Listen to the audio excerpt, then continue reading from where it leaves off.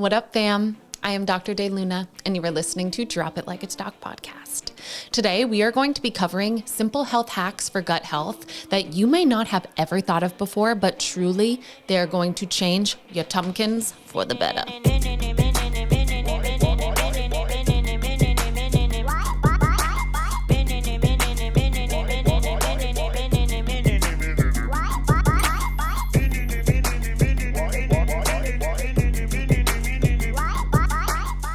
So my sweet friends, many of you have complaints related to your gut. How do I know this? Because you're my patients. You're my friends. You are my family. And there's so many things that you can do outside of taking a supplement, taking an herb, doing a cleanse that you can do truly on a daily basis that are going to transform your gut health. And if you transform your gut health, you are going to strengthen your hormones. You are going to clear your skin. You are going to help your body detoxify. You are going to truly help every single cell in your body sing because it's going to get more nourishment because all of that is taking place in your gut. Your sweet gut is very smart. But a lot of what we do is not in alignment with gut health.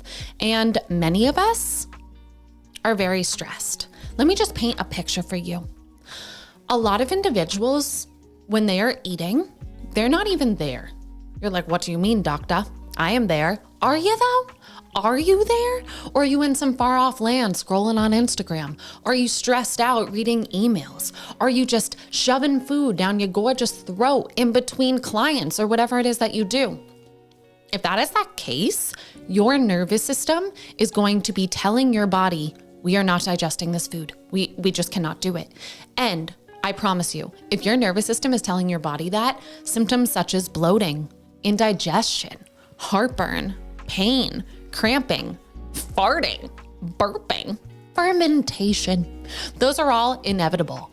And your report card for how your gut is doing is your poopala, your poop. My favorite fans ever. What does your poop look like? What was that? Yes, a sausaggio. If your poop does not look like a sausaggio, your gut is talking to you. And it may be truly because even when you first started to sit down for your meal, you weren't there.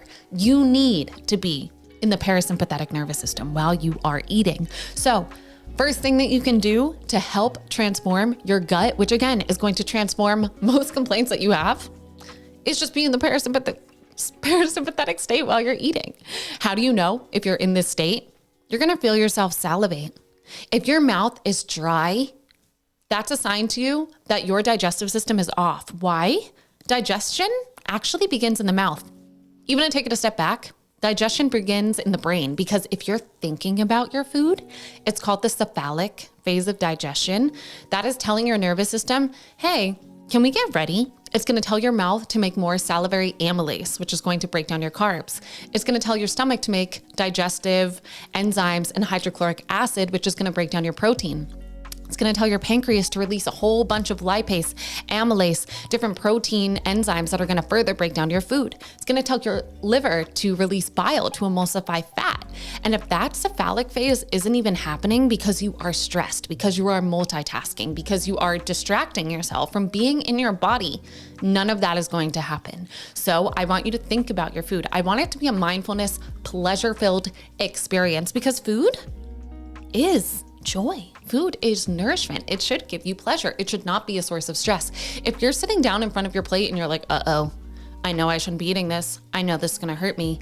X, Y, or Z, whatever it is that you're saying about your food that's negative, you're not going to digest it. I would much rather have you be in a very happy place eating a bowl of ice cream than a stressed place eating a carrot, honestly, because you're not going to get anything from it. And that might be mind-blowing to you that I just said that as a naturopathic doctor, but the way that you view your food is going to change the way that it's integrated into your body. So I want you to look at your food with love, with respect, but also feel yourself, be there in that experience. It is the ultimate mindfulness activity.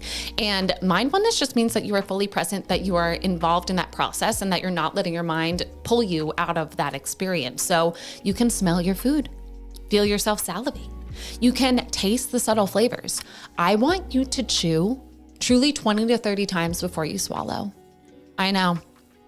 I know, you're gonna be the last one at the dinner table. Join me. I eat so slow. And that's because the slower that you are, the more that you chew your food, the more mechanical breakdown that you are going to have of that food. So when you swallow it and it goes into your little tummkins, the tummy's not gonna have to gurgle and do all these things to try to break it down. It's already going to be so many steps ahead in that process so that all of your enzymes don't have to work as hard and that you can break down your food and clear it out. So truly, if you just only did that, I promise you that your digestion is going to change. I think some of my patients are a little mind blown when they come to me for gut health. And the first visit, we're really just integrating in everything that I'm going to go through with you here today, because they do change everything. Starts with the mind, starts with feeling yourself salivate. This is something that we talked about in the What's in Your Guts episode. So if you want a full-blown breakdown of your entire digestive system, I invite you to go back and listen to that one. But something that we talked about in there is that if you are not going to be present with your food, then it's going to ferment. Because if you are not chewing your food, and if you are not breaking down your food, there's a whole microbiome, a whole world that lives inside of you. All those microorganisms want to eat your food. They do. And they will eat your food if it's not digested. So you might be confused. So basically, if you're not chewing down your food to be in its molecular components to be absorbed, you have these big food molecules that are moving down the chute. These microbes are going to eat them. They're going to ferment them. You are going to bloat up, and you're either going to burp, you're going to fart, or both. Fun, right? So ideally, you want things to be moving down. And if energetically you're in your head when you're eating, things are going to come up. So if you're someone that gets heartburn, if you're someone that gets GERD, if you're someone that, vomits a little bit in their mouth after they eat, that's a sign to me that things are moving up. Things are not moving down. We need them to move down. You need to be chewing your food. I'm going to say it 5 more times to you throughout this episode, but I promise you, if you just chew your food, everything is going to change. You're not going to be bloated. It's going to really, really help. Something else that could be a game changer for your health, and this is going back to the digestive enzyme piece, is do not drink water when you're eating. Just don't do it. I think that a lot of people think that they need to drink water when they eat. I don't know who told us that we need to hydrate when we're eating, but I want you to start to think about eating and hydrating as 2 separate events. When you are drinking water, of course we need to be hydrated, yes, but it can dilute your stomach acid. It can dilute your digestive enzymes that are pushed out into your system in very concentrated levels so that they can do their job. And if you are drinking water, you can dilute that whole process so that the enzymes that your body is producing can't break down the food into digestible pieces, and that could be a huge part of your bloating, your discomfort, your abdominal pain, your diarrhea, your constipation, X, Y, or Z, right? All sorts of fun gut stuff can show up here. So I would recommend either drinking water 30 minutes before you eat or an hour after you eat. And also, let me say that if it's cold water, ice cold water, that's going to tell things to contract. That's not ideal for gut health. We want things to be moving, and I would recommend room temperature water always, unless you're overheating and dying, then yeah, maybe you want some cold water. It might feel refreshing, but for gut health, cold water doesn't really, it's not really ideal there. Something else that you can do to really transform your gut health is to cook with an incredible amount of herbs and spices. Herbs and spices are medicinal. They are. And a lot of them have been used traditionally throughout space and time because they are antimicrobial. So they have helped preserve the food, but that's not even what I'm going to get into here. The reason why I love these herbs and spices is because they help the nutrients from that food become more bioavailable, more able for you to take them and integrate them into your structure. But a lot of them are actually called carminatives. And this is just a word that we use in herbal medicine to mean that they help to stop any spasms in the digestive tract. So if you've ever, had a tummy ache and had something like peppermint tea or ginger tea, and you notice that it helped, that's because it's carminative and it's helping that excessive contraction, that kind of irregular feeling in your tummy, that discomfort. And you could do that with your food. This could be things like rosemary, thyme, cilantro, any spice that you like. Throw it in there more than you think. I know when I first started cooking, I was kind of blown away by how many spices I could add to my food and how delicious it would make it, but it will really help you with every process of digestion. And the more that you get from your food, the more nourished your cells are going to be, the more happy your brain is going to be. Everything really does start in the gut. Not only is this influencing gut health, but most of your immune system is in your sweet gut. So if you're helping that process move more smoothly, you're going to be boosting your defenses against cold and flu season, against really any type of illness that can show up in your body. Big, big, big fan of you slowing down around mealtime, using lots of herbs and spices, not drinking water while you're eating. I will say that some people really benefit from support in that you can take either digestive enzymes in a pill, in a capsule, like a medical grade supplement. You all know that I don't want you to buy your supplements from Amazon because they're not real. Or you can take something called digestive bitters. Digestive bitters are just that. Think about in your mind what happens when you even think about a taste that is bitter. For me, I just had to swallow because the thought of something bitter immediately made my mouth make saliva. Not only did my mouth make saliva, even though I can't see in there, my stomach probably made some hydrochloric acid. My liver probably released a little bit of bile into the gallbladder. And all of that is priming your digestive system. So going back to the cephalic phase, when you are thinking about food, you're feeling that process happen too. But for some people, their body needs a little bit more support, and they are individuals that I would definitely recommend doing something like digestive enzymes or digestive bitters. I do tend more towards the digestive bitters because it helps your body do the process that you're asking it to do a little bit better versus taking an enzyme. But I will say that some people's digestion is transformed with taking things like a little bit of hydrochloric acid or some digestive enzymes. Also, fun fact, a lot of people think that they have GERD, which is where acid moves from your stomach into your esophagus up and can burn the esophagus and come up into the mouth with reflux. Most people are told that that's happening because you have an excess of acid. So what happens? You take something like a proton pump inhibitor, right? Something that your doctor recommends for you. Know that that medication is now turning off your ability to digest your food in your stomach. Yes, you might not get a burning sensation, but what are you going to get?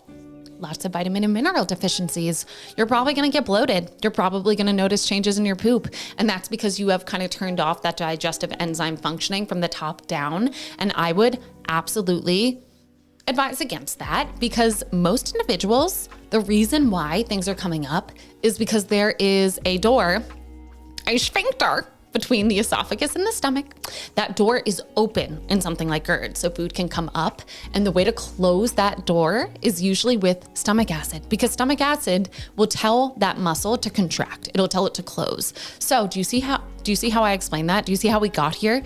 That if you have been told that you have too much stomach acid, it's usually not the case unless you were tested specifically for that. Usually it's that you're not making enough stomach acid to close that door. And now you are getting excessive acid buildup in your esophagus, which is not great. We don't want that, but the key might just be to help support your body with everything we just said. Get your body in the parasympathetic state. Don't dilute that stomach acid with water. Help your body maybe with some digestive enzymes, or you can even try to see if vinegar helps, because vinegar is acidic and it would help to close that door.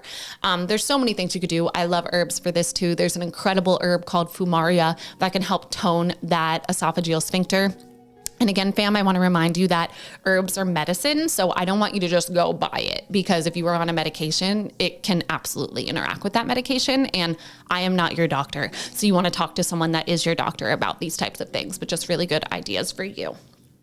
Something else that is going to change your digestion truly is going to be to not snack throughout the entire day. Your gut likes to know when it should be on and when it should be off. So if you are consistently eating throughout the day, that can not only throw your blood sugar very, very off, but that can lead to something where now your gut is not fully clearing in between meals, because we have something called the migrating motor complex, which is this wave of muscular contraction that works through the gut to push things down. And if you are consistently eating and snacking, it's not going to happen. It's not going to be cleared out. So things can build up in your system. Things can ferment. Buggies will eat it. You're going to bloat. You're going to get gassy. It's going to be great. And you're going to feel kind of toxic, honestly. So I would recommend spacing your meals apart a little bit. You don't want to feel exhausted between meals. You don't want to ignore hunger cues, but you don't want to consistently be telling your body, we need to be eating now. We are in a feeding state. You want your body to know when it is on versus when it is off. Other things that can support your sweet little gut health are just making sure that you are not eating when you are exquisitely unwell. If your body is telling you that it doesn't want to eat because you don't feel well or because you're working through an illness, then honor that. You know, your body, I will continue to remind you throughout this time and time again that your body is unbelievably smart. So, kind of to recap, if you want a happy gut, It starts with you being in the parasympathetic state, and that is only going to happen if you are not stressed when you are eating. I do not want my patients, my friends, my family.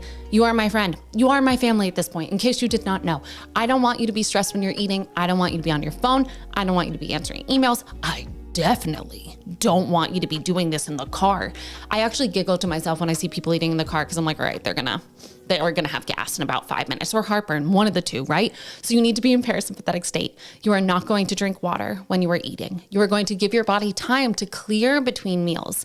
And you are going to make sure that your gut is in the happiest place possible by either supporting your body with digestive enzymes if you need it, or doing something like digestive bitters. So no, these weren't, supplements and fancy cleanses. These were just lifestyle things, but I kid you not, fam, it's the simple things that make the biggest difference. So if you've been struggling with gut health throughout your life, I invite you to try all of these things and see what happens. From my What's in Your Guts episode, you know that we also talked about vagal nerve exercises, which can really help turn the parasympathetic nervous system on. These are things like deep belly breaths, humming, singing, gargling, or activating the gag reflex. Everyone loves that. So many of you have quoted me on this, but truly, gagging before you eat can change your life. So give these things a go. If you or your friend are struggling with gut health, feel free to share this episode with them. Like this, subscribe to this, and thank you for being a part of this journey. I love learning with you, and I hope that these things really change your life. Thanks for being here.